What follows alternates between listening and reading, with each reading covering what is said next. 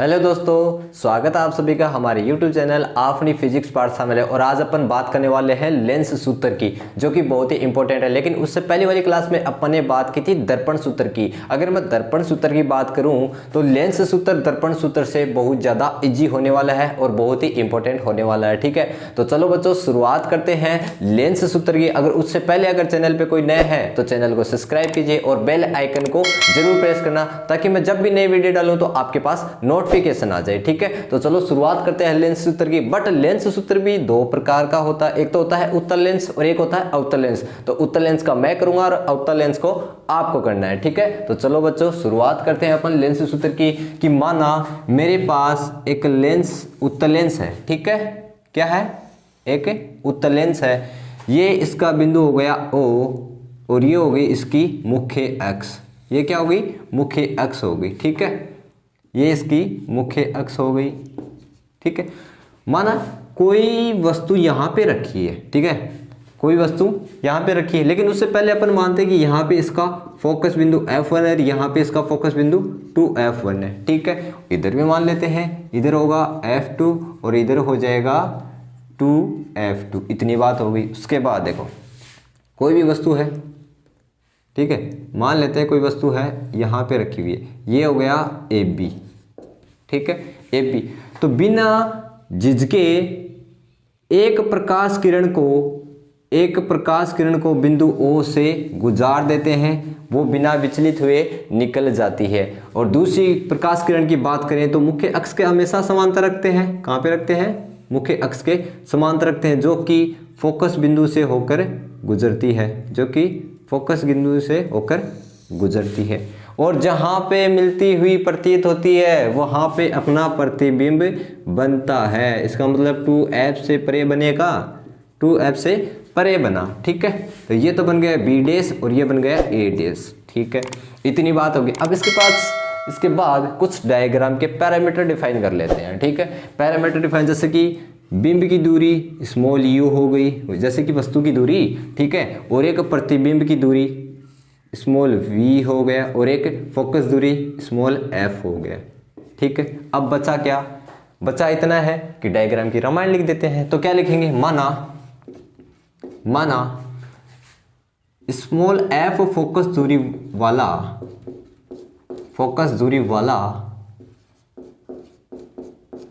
एक उत्तल लेंस है।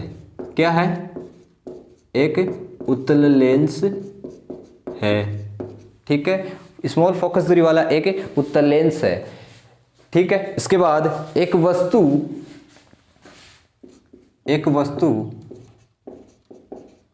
AB लेंस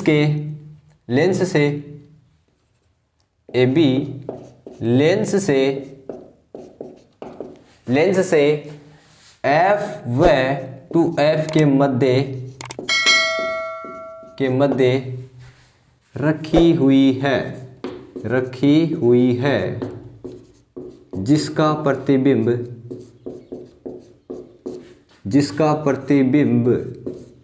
कहाँ पे बना? 2F से परे A', B'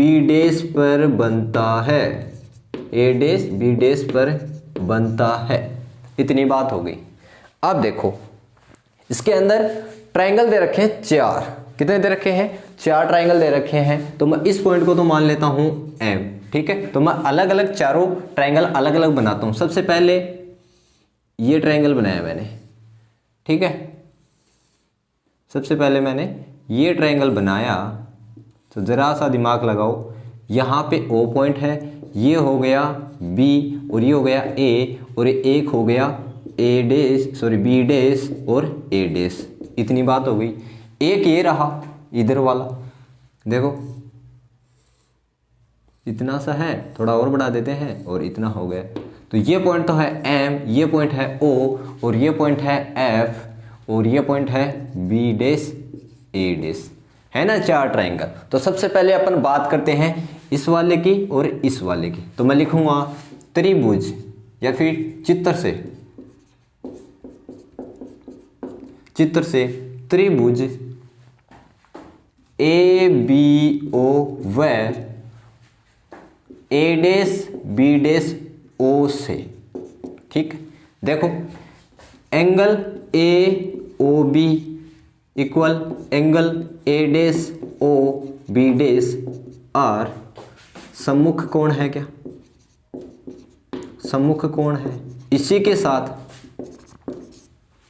के साथ angle A B O equal angle A dash B dash O 90 degree है ना, 90 डिग्री। तो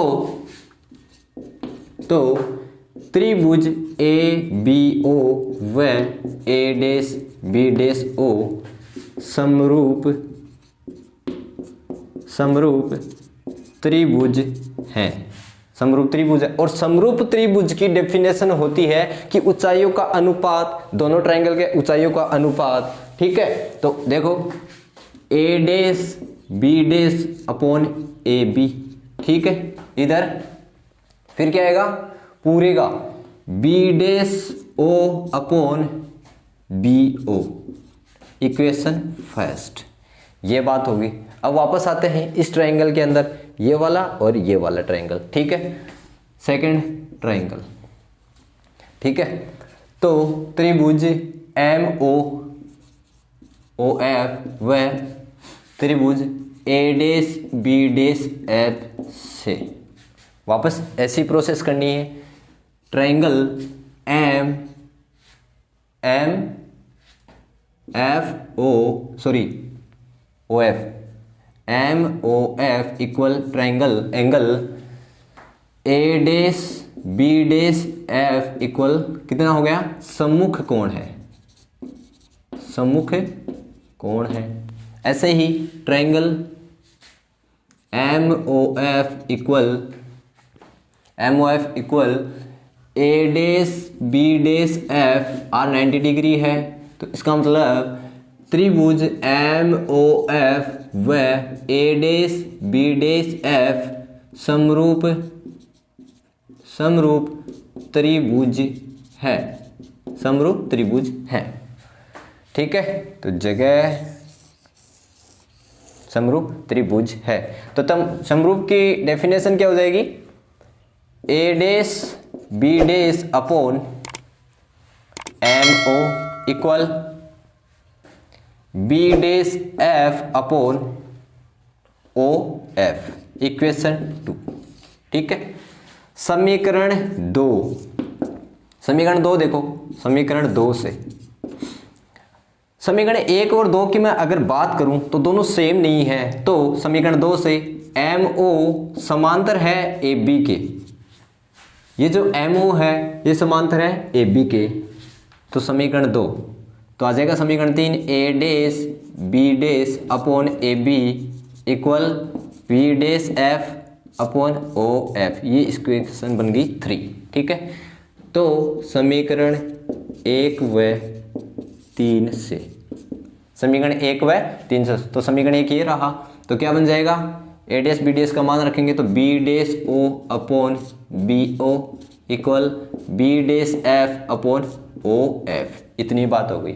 अब चिन्ह है परिपाटी से, चिन्ह है परिपाटी से,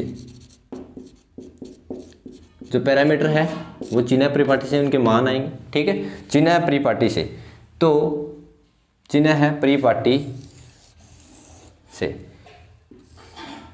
बी डैश एफ का मान देखो जरा, बी डैश एफ का, बी डैश एफ का मान कैसे निकालूंगा मैं, B dash O minus O F इतना आ जाएगा। ठीक है, और तो बी डैश ओ का मान कितना है, पूरे का v है, तो v माइनस एफ हो जाएगा। ठीक है, और इधर वाला हो जाएगा तो बी डैश एफ का मान आ गया v माइनस एफ, और उसके बाद आएगा फिर ओ एफ का मान, तो ओ एफ का मान अपने पास f है, और बी ओ का मान u है। ठीक है, और बी डैश ओ का मान, सॉरी ये माइनस की हो जाएगी और ये v है। अब देखो चिन्ह परिपाटी से क्या होता है कि जो लेंस के उस साइड लेफ्ट साइड वाले होते हैं वो तो हमेशा नेगेटिव होते हैं, जो राइट साइड होते हैं वो हमेशा पॉजिटिव होते हैं, इसलिए मैंने ये पॉजिटिव और ये नेगेटिव लिया है। उसके बाद ये वापस इसी में मान रखेंगे समीकरण 3 में, तो समीकरण 3 में नहीं, ये इक्वेशन 4 आ गई, समीकरण 4 में रखने पर, ठीक है। तो बी डैश ओ का मान कितना है, v अपॉन बी ओ का मान minus U equal v minus F, B dash F है ना, बी डैश एफ का मान है V F upon O F का मान है एफ, ठीक है। तो क्रॉस मल्टीप्लाई कर देंगे, क्रॉस मल्टीप्लाई करने पे क्या आएगा, वी एफ इक्वल माइनस का यू वी और प्लस का यू एफ आ जाएगा, ठीक है। तो समीकरण में यू वी एफ का भाग देने पर, यू वी एफ का भाग देने पर, ठीक है। तो समीकरण में वी एफ का यू वी एफ का भाग देंगे तो U V F equal minus का U V upon U V F plus U F upon U V F, ठीक है।